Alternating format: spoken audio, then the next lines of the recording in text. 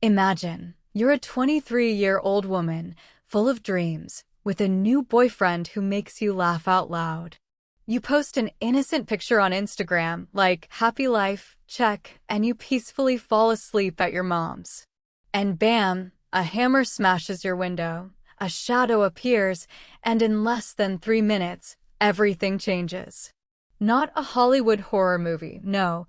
This is the true story of Celeste Manno, a rare gem murdered by an obsessed man who had stalked her for months. But wait, it's not just gore. It's an explosive cocktail of toxic obsession, monumental police failures, and a system that leaves victims in the lurch. Today, we dive into this chilling case that shocked Australia. With heart and spice, and hang on. If you like true crime, subscribe, like, and hit the bell notification. Let's begin. Let's start at the beginning, because Celeste wasn't just a victim.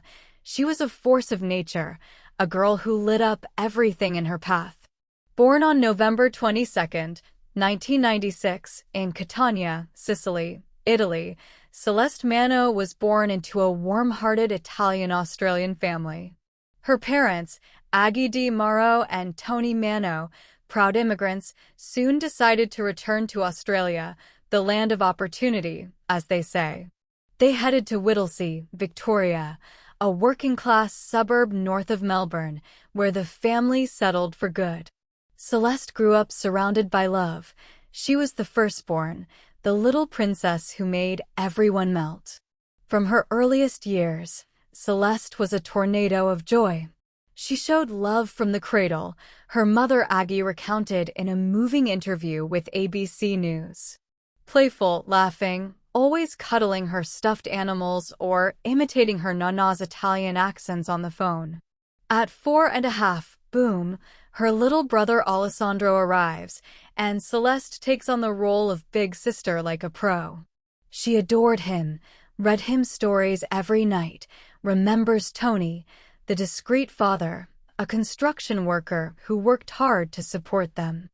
And there is also Jaden, her older half-brother, with whom she shared endless bursts of laughter. The Manno family is a cocoon. Noisy dinners with homemade pasta, Christmas parties where Celeste sang off-key but with passion, and summers at St. Kilda Beach, with sticky sand on her feet and pistachio ice cream.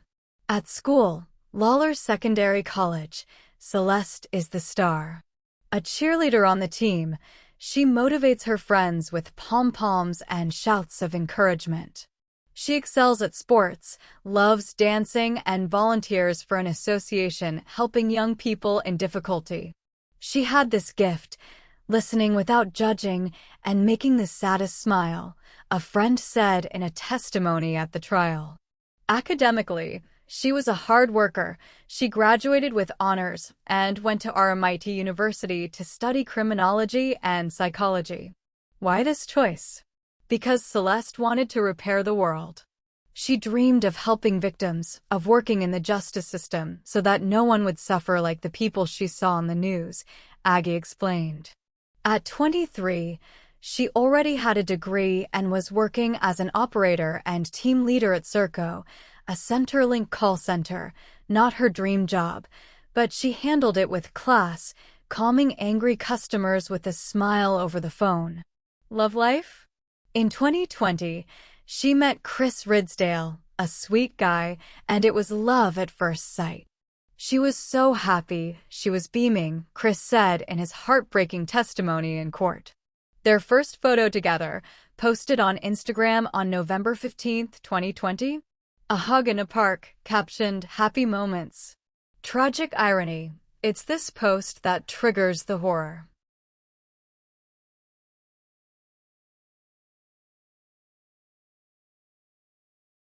In July 2019, Luay Sako, a coworker of Celeste's, was fired from Serco. Poor performance, repeated absences. Celeste, a good and compassionate manager, escorted him to the exit. She was professional, kind, and tried to comfort him. "Good luck, Luay, you can bounce back." However, Luay interprets this as a sign of interest. And then, In an impulsive gesture, he kisses her on the cheek. Celeste, embarrassed, forces a smile and walks away.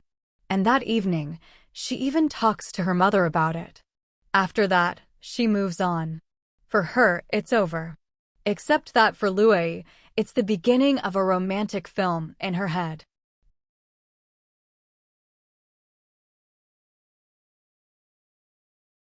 Luay Sako, whose real name is Luay Sako, was born in 1984 in Mosul, Iraq, to an Assyrian Christian family.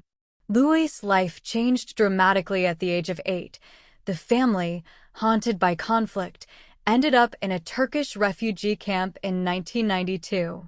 With humanitarian visas in hand, they arrived in Australia the same year, heading for the working-class suburbs of Melbourne. Roxburgh Park, a modest, multicultural area, where the Sakos settled. A discreet father, a protective mother, and a younger brother who was more outgoing than him. Luay grew up as a good student. Excelling in math, he went to university to study accounting or engineering. We don't have all the details, but he graduated. But beneath the surface, things were cracking. From adolescence onwards, Luay isolated himself. He was kind, supportive of the family, but he withdrew into himself, his mother said in discreet testimony at the trial. No friends, no parties, just books, screens, and a body shame that gnawed at him. Body dysmorphia, the disorder where you see yourself as a freak even though you're ordinary. With a gaunt face, shifty eyes, 1.70 m tall and 60 kilograms, he avoided mirrors. He was an operator at Serco, the call center where he met Celeste in 2019. At 35, he was a team leader, but things were slipping. Absences, mediocre performance, colleagues who found him weird, but not mean. No criminal record until Celeste. Personal life? Almost non-existent. Chronically single, he still lives with his mom, brooding alone in his room. And his mind? That's where things go wrong. No one knows yet, but he suffers from several pathologies: extreme personality disorder, borderline-like, with paranoia, major depression, and severe body dysmorphia.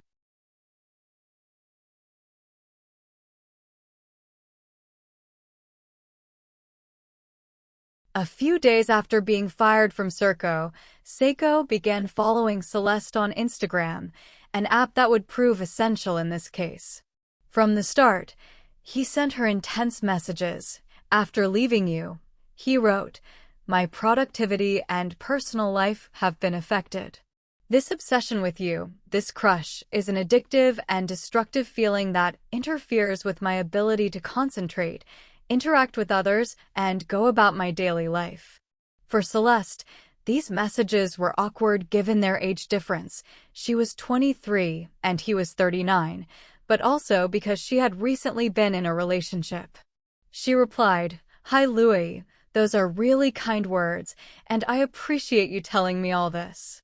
I'm a little surprised to read this, because I wasn't aware of it at all. While I appreciate it, I only have professional feelings for you, and I wish you the best in your new job and your career path." There, she tries to be clear and direct, but she doesn't want to risk upsetting him or hurting his feelings. Except that Luay won't take it that way. He writes to Celeste again, "I'm so in love with you that it's become nasty. I know my words aren't helping me. I'm sorry I scared you and said so much, Celeste. All I want is your affection, and I want it at all costs." Celeste asks him to stop because it makes her uncomfortable, but Luay continues more and more. So Celeste blocks him. But very quickly, things turn murky. Sako creates another account, then another, and another. In 6 months, he sends more than 140 messages, declarations of love, twisted poems, reproaches. In one message, he says, "I'm sorry, but I can't stop thinking about you. I've never felt this way about anyone in my life. It's bordering on obsessive disorder." Celeste starts to freak out. She tells her mother, "Aggie, A no-nonsense Italian mama tells her to go with her to the police. At first, Celeste refuses because she wants to solve this problem in a kind way, but she quickly realizes that nothing she does is working since Luay obviously continues to send increasingly insulting messages. Celeste and Aggie go with screenshots. The officer? He decides there's no crime. Ignore him. Get off the networks, he tells them. Dismissed immediately. Aggie screams inwardly, but nothing, no formal report, no restraining order. Celeste, not knowing what to do, will ignore Luay and hope for the best. Solution. Except that Sako's obsession escalates like a storm. He scours her social media like a mad detective, commenting on her posts with fake accounts. In June 2020, he appears by chance at her local supermarket in Mernda. So Celeste and her mother return to the police station. This time they explain that they fear for Celeste's safety and, as evidence, show the quantity and tone of the messages. This time, the officers see a potential danger and suggest a restraining order. Victoria Police therefore issue an interim protection order against Sako. No contact, no approach within 200 meters. Luay Sako is notified, and the restraining order seems to have worked.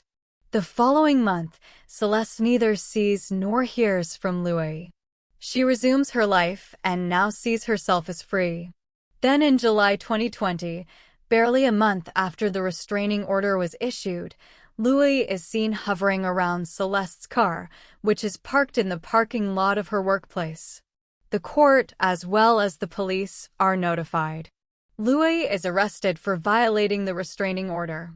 The court reminds him that this is a crime punishable by 10 years in prison. After that, he is released. And again, just 11 days after being released, he writes a 3-page document to Celeste. In it, he asks Celeste to withdraw her complaint. He accuses her of torturing him with her silence and accuses the police of conspiring to frame him as a stalker.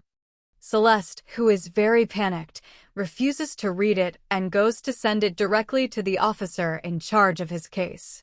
The police arrest him for violation, but a flaw in the system, he is released on bail without strict monitoring. No electronic bracelet, no surveillance. And the icing on the cake, the court gives him an appointment for March 2021 if he wants to contest his motion for removal. Wow.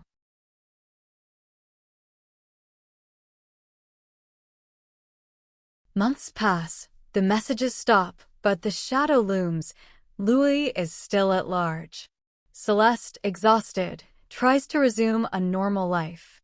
She's dating Chris, a stable guy who works in logistics. They go to concerts, eat burgers at Grilled, and laugh like teenagers.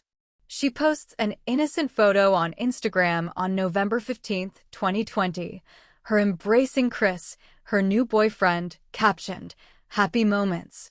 A bright smile. But that was without knowing that Luay was still stalking her.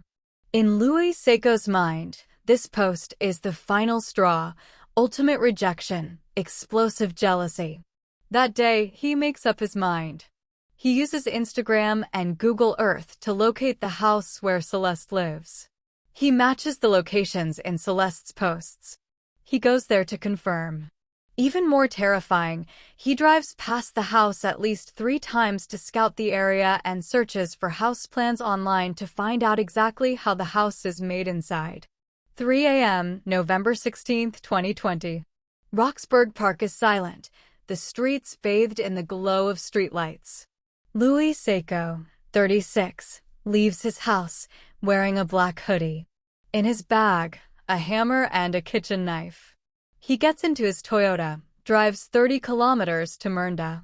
He parks 200 meters from the Manno house, in a dark alley.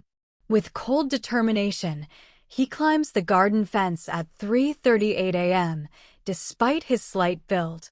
The house is plunged into darkness, but he knows the place inside and out. Celeste sleeps peacefully in her bedroom, the windows closed against the autumn chill. Aggie, in an adjoining room, is awakened by a dull noise, a crash. The hammer shatters Celeste's windowpane. Shards of glass everywhere. Celeste, asleep in her pajamas, jumps. She doesn't have time to comprehend. Sako jumps through the opening, lands on the bed, knife raised. Celeste screams, struggles, tries to push him away. But he is unleashed, fueled by months of rage. He stabs her 23 times, a chilling number. Face, neck, torso, arms. Blood everywhere. The bed, a massacre. She collapses inert. Sako flees through the window, leaving the gun behind, and his DNA everywhere. All this happened in less than 2 minutes 30 seconds. Aggie runs up, turns on the light, and screams when she sees the carnage, her daughter, unrecognizable, bathed in her own blood. She tries to resuscitate her, calls 911 yelling, "My daughter. She's dead. An intruder." Too late. At 4:10 a.m., the paramedics, who arrived a few moments after Luay left, declare Celeste Manno dead at the scene. Cause: massive hemorrhage. Sako, on the other hand, calmly drives to the police station. Once there, he pulls out all the stops. He goes in, hands in the air. "Shoot me. It's your fault. She's dead." He confesses everything, and yet, not a tear, just a strange apathy. The cops arrest her and send her to the hospital for a mental health evaluation. That morning, Melbourne wakes up to tragedy.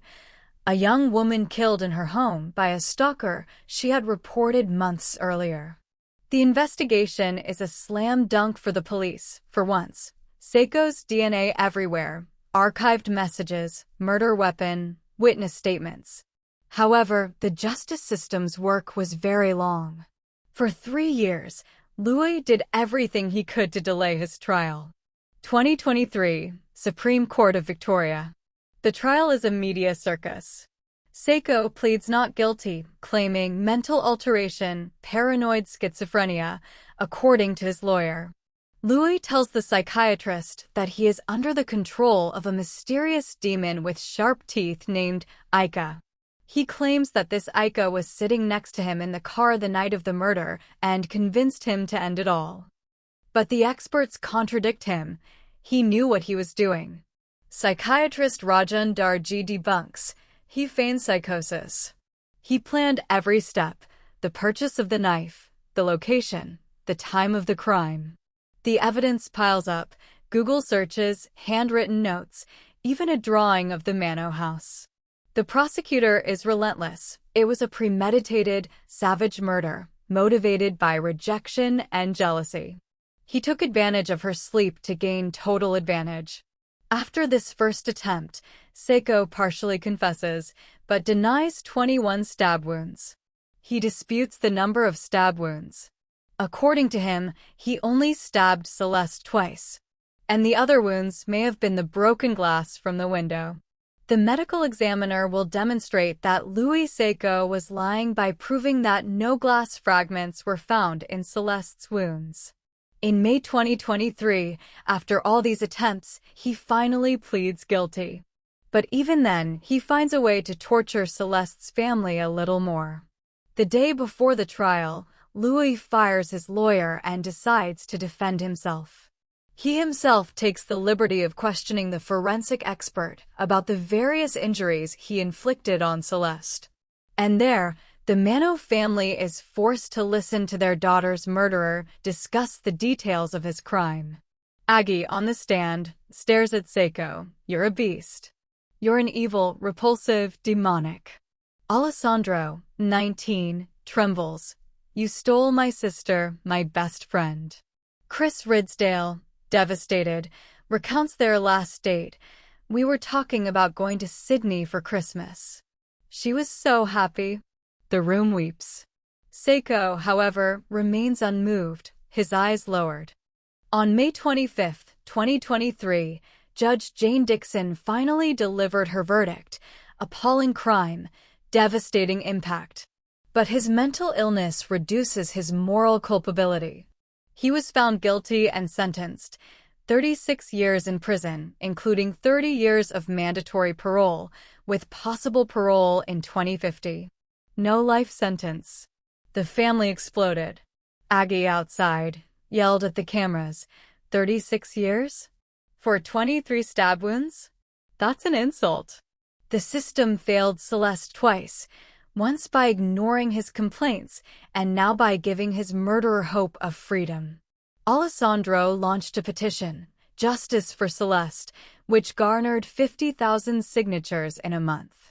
Prosecutors rejected the appeal for a life sentence in March 2024, not enough to overturn. 5 years later, the Celeste Manno case haunts Australia.